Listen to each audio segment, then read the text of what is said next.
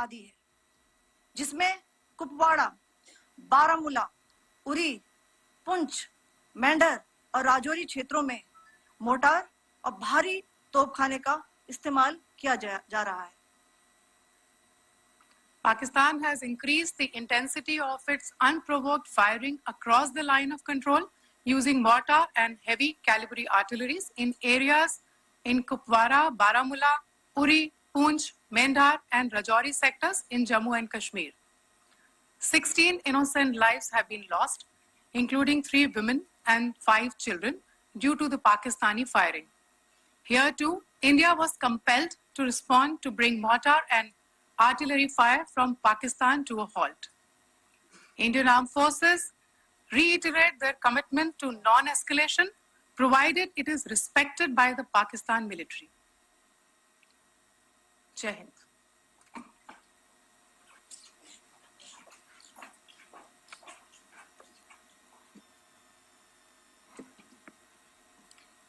Thank you. Friends, this is, as I said, further to the briefing that was provided yesterday and some of the updates that have been just provided by Colonel Qureshi and Wing Commander Singh. I thought that we would just put some of the aspects related to the events that started on 22nd April with the barbaric terror attack in Pahalgam into further context, because there is a certain amount of commentary that has happened with regard to the events since then. And more than the commentary, there has been a lot of disinformation that has been directed at us from Pahalgam के हमले को लेके एक press वक्तव्य जारी करने की बात चल रही थी. तो आप सोचिए किस देश ने टीआरएफ का, द रेजिस्टेंस फ्रंट का उसमें मेंशन किया जाना, उसको अपोज किया, पाकिस्तान ने. This was after the fact that the TRF claimed responsibility for this attack not once but twice within a few hours after the incident on the 22nd of April and then again on the morning of 23rd April. And it is perhaps only after the full gravity of the incident was realized by its masters and handlers across the border that it was managed to back off from this claim. Obviously, that retraction doesn't convince anybody. तीसरी चीज जो मैं आपसे कहना चाह रहा था, और कर्नल कुरैशी और विंग कमांडर सिंह ने कल भी बड़े स्पष्ट शब्दों में और आज भी आपसे ये बात साझा की है. जो भारतीय रिस्पॉन्स है वो नॉन एस्केलेटरी है, प्रिसाइज है, सटीक है, मेजर्ड है और considered.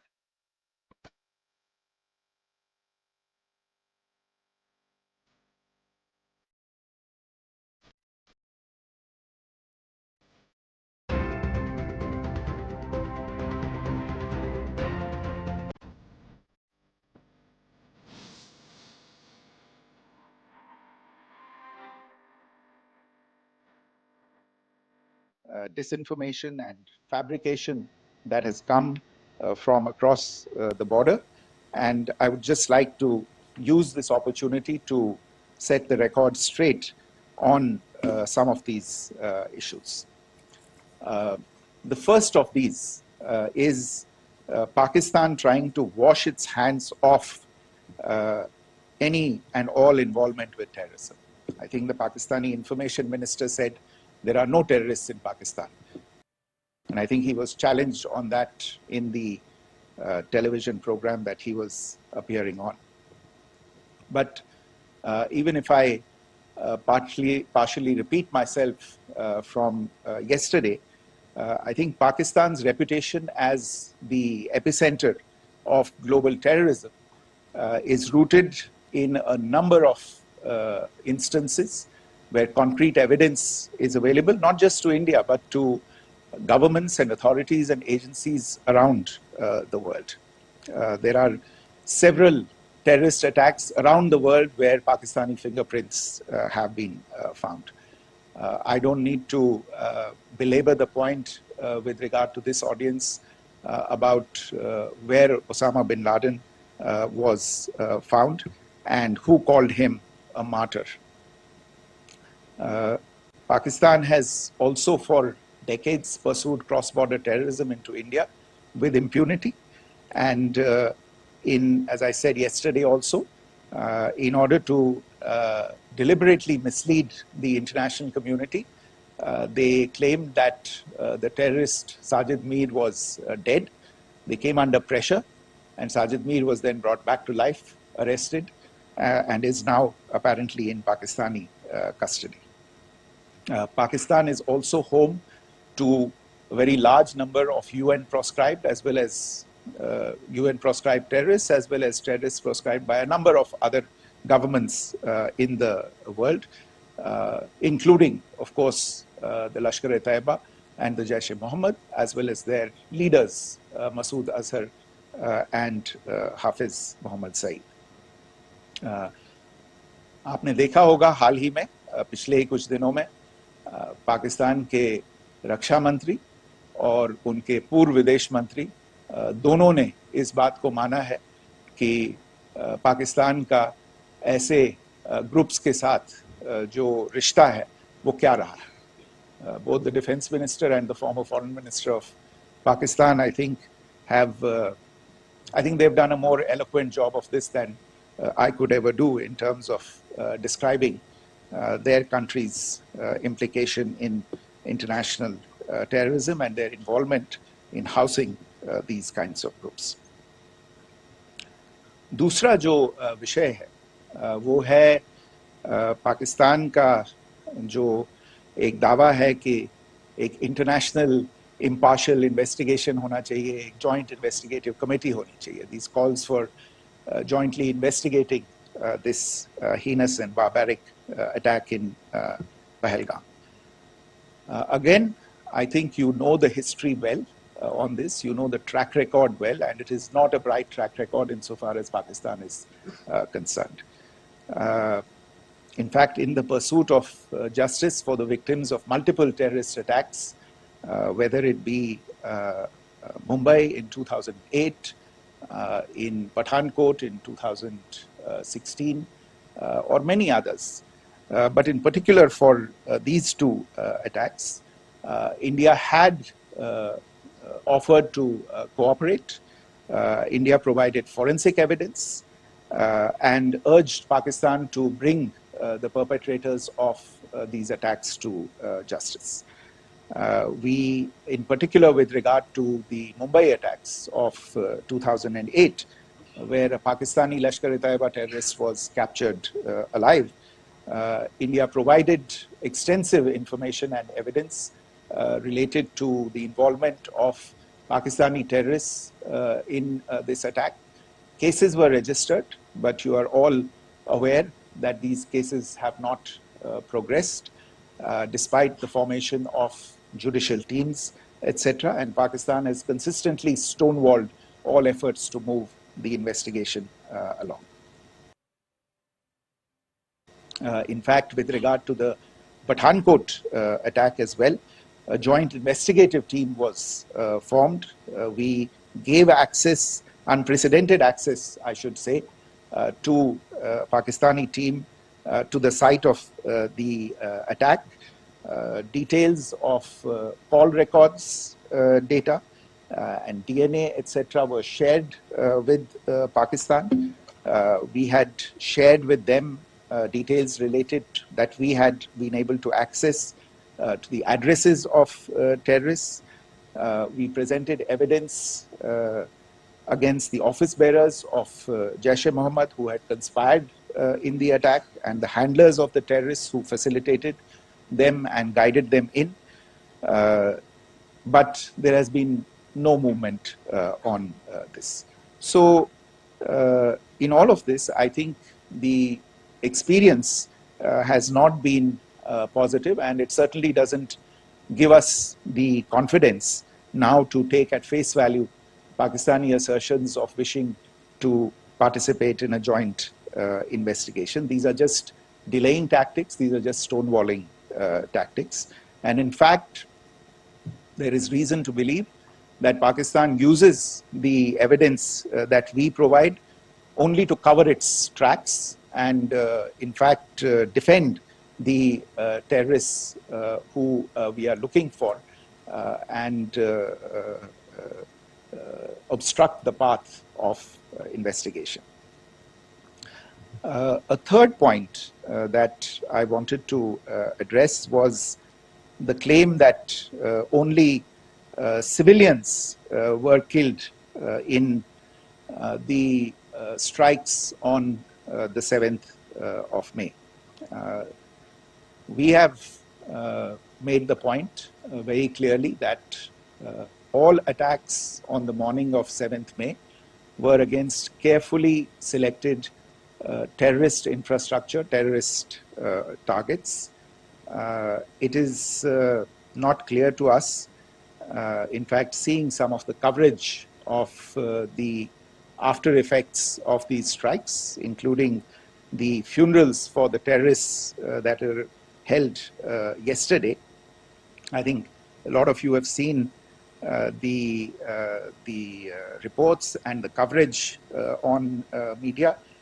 If only civilians, if any civilians were killed in these attacks, I wonder what message this picture actually sends to all of you.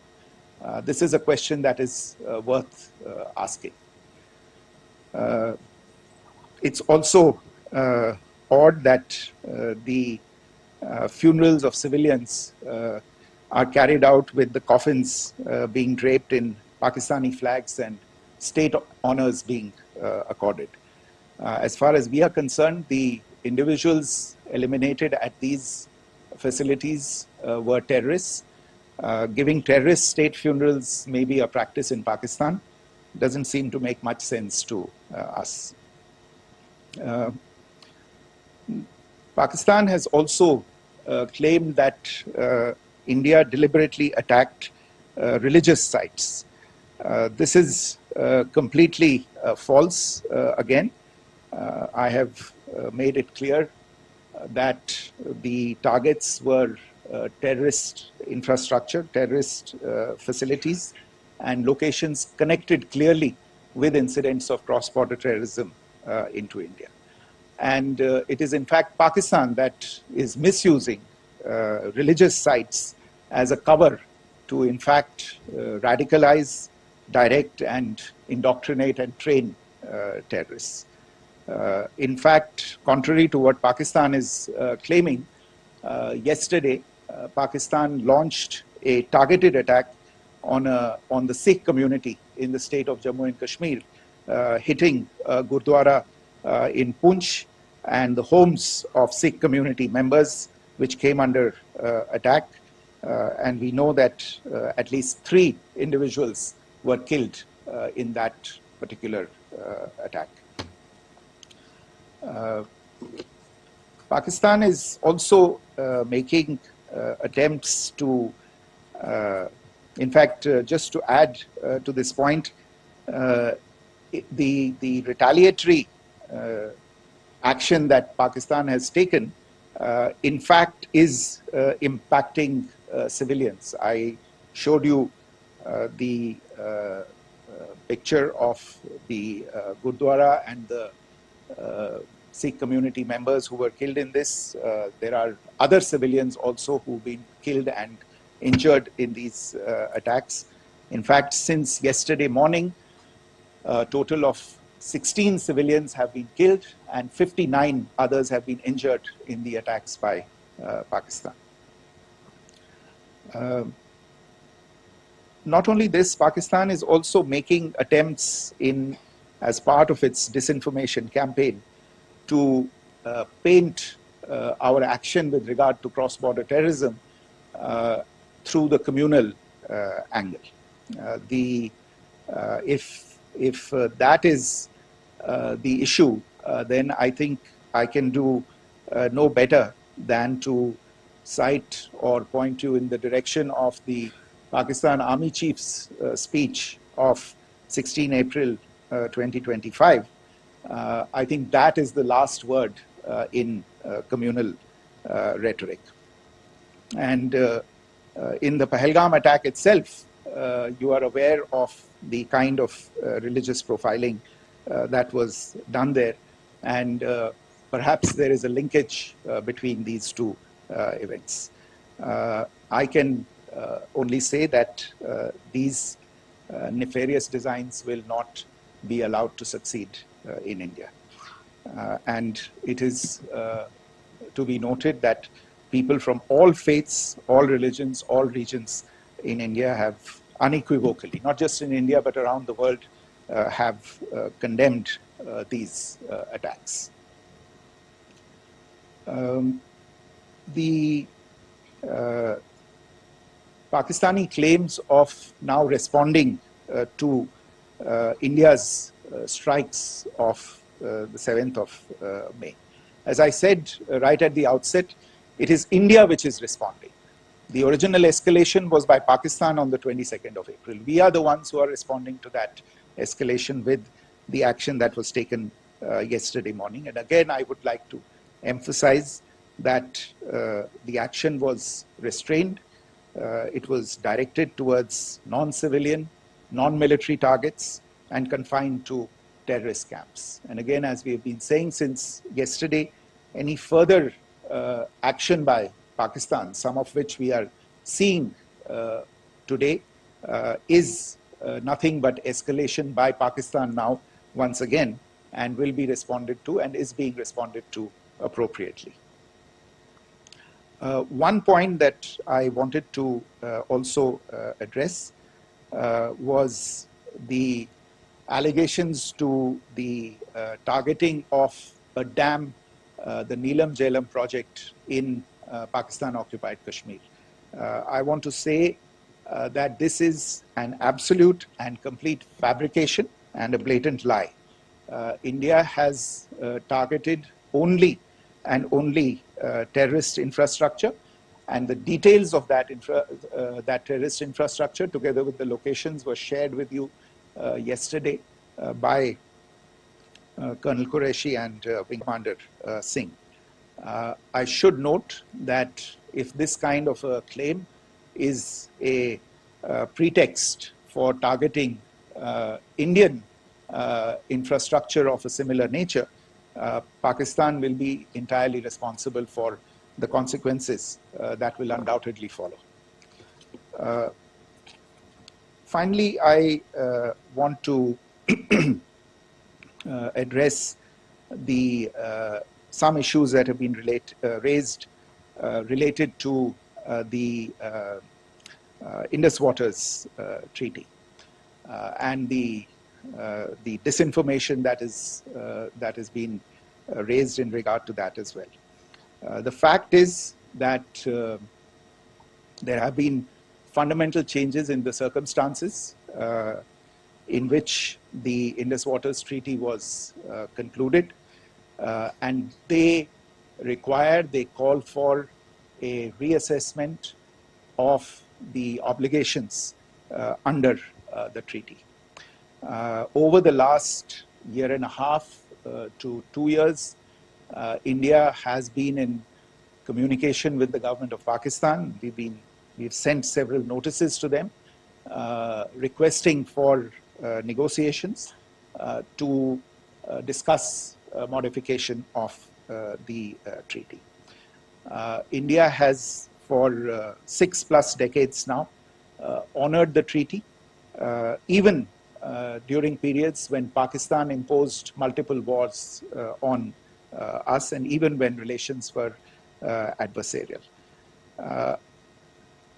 Pakistan is the one that has been acting in violation of the treaty, deliberately creating legal roadblocks in India exercising its legitimate rights on the Western rivers. Any projects that India sought to build on the Eastern rivers, and even on the Western rivers, which we are allowed to by the treaty, were always challenged by Pakistan, thereby hampering our rights to utilize our legitimate waters under the treaty. In fact, if you see the preamble of the treaty itself states that the treaty was concluded in a spirit of goodwill and friendship. Mark those words, concluded in a spirit of goodwill and friendship. ये भारत का धैर्य और भारत की सहनशीलता है जो 65 साल से हम इतनी प्रोवोकेशन के बावजूद इस ट्रीटी को निभा रहे हैं.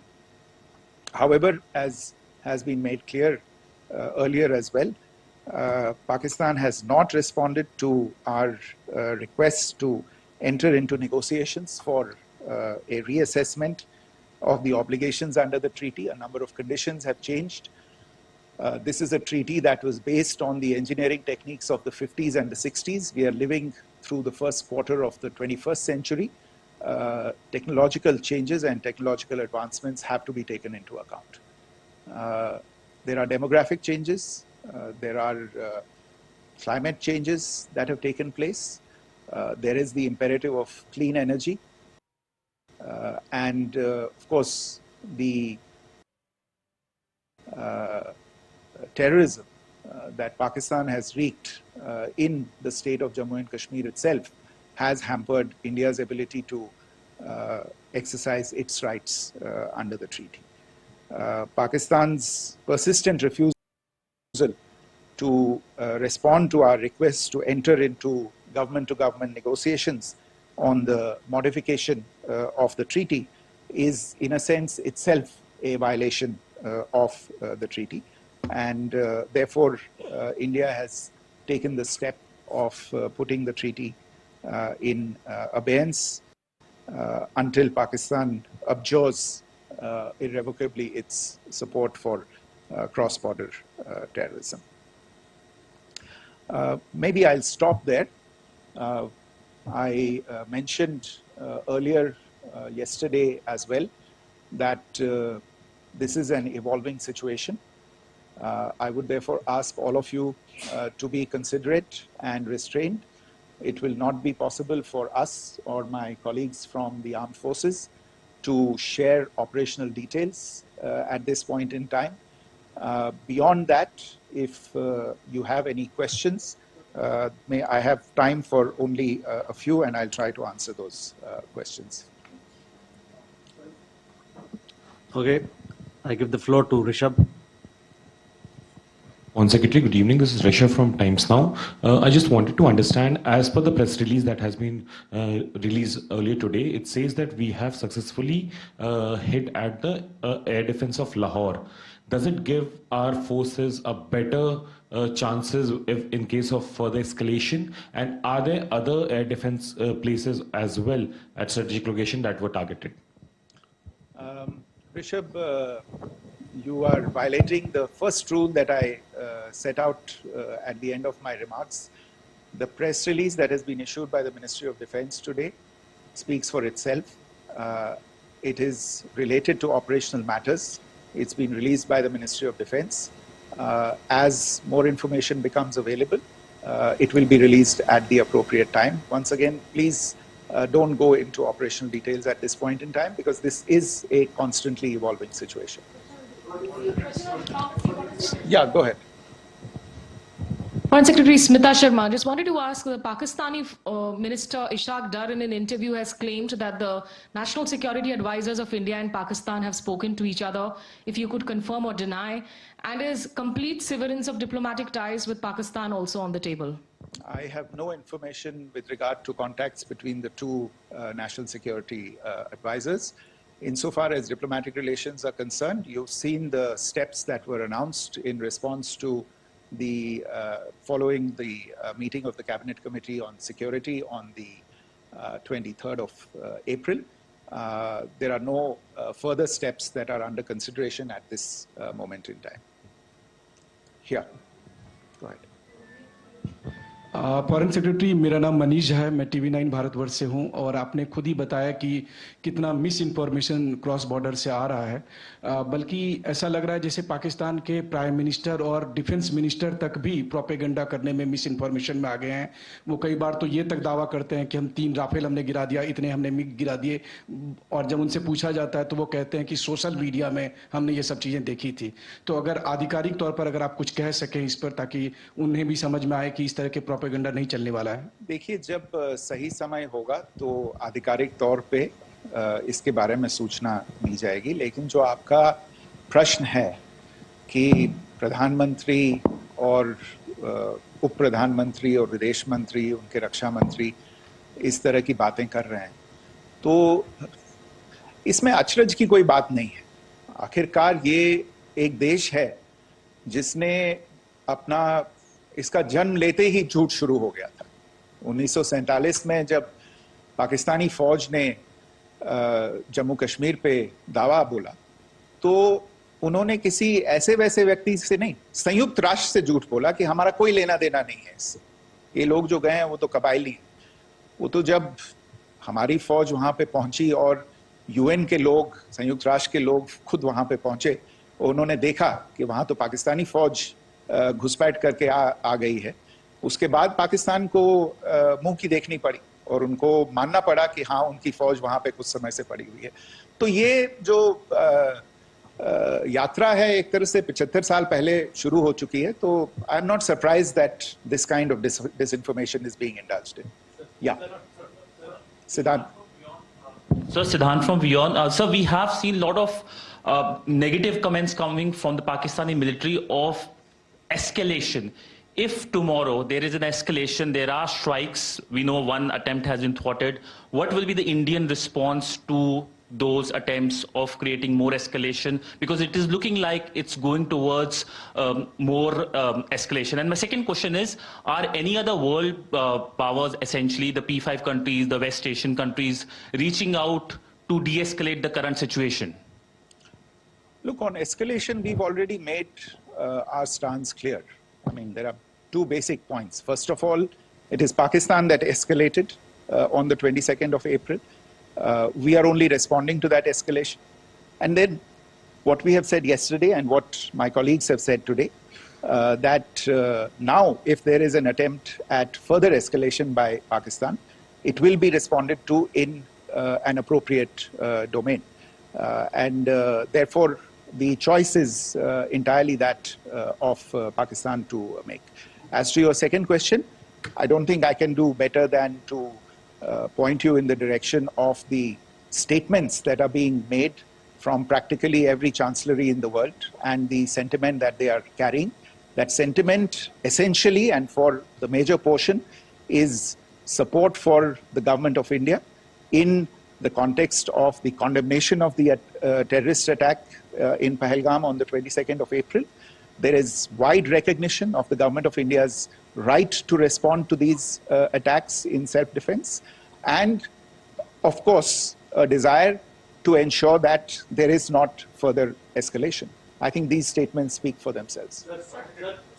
Yeah. Sir, this is Mausami from India Today. Now, in the all-party meeting, we have learned that the defense minister has said that, in the Operation Sindoor, almost 100 terrorists were killed.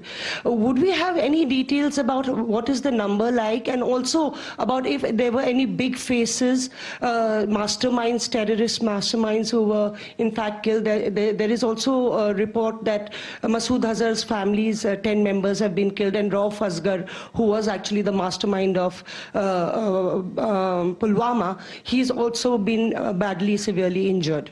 I don't have information at this point in time to share with you on these issues.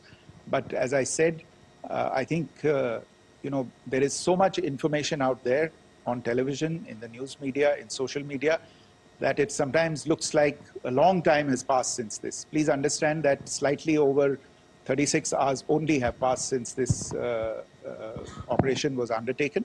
Let us have some patience. Information will come out. It will be shared in due time. Shruti. Thank you, Foreign Secretary. Shruti Ranjan from Bloomberg. Sir, could you give us any understanding whether India has moved the IMF or the World Bank to kind of, sensitize them about the the bailout that Pakistan has and, the kind of stuff that the Pakistan government is doing? Look, we have an executive director at the IMF. Tomorrow there is a meeting of the board of the IMF, and I'm sure that our executive director will put forward India's position. The decisions of the board are a different matter. You know the process through which they are made. But I think the case with regard to Pakistan should be self-evident to those people who generously open their pockets to bail out this country. And since you are from Bloomberg, I think you would have the data on how many IMF bailout programs have been, very good, thank you, have been sanctioned in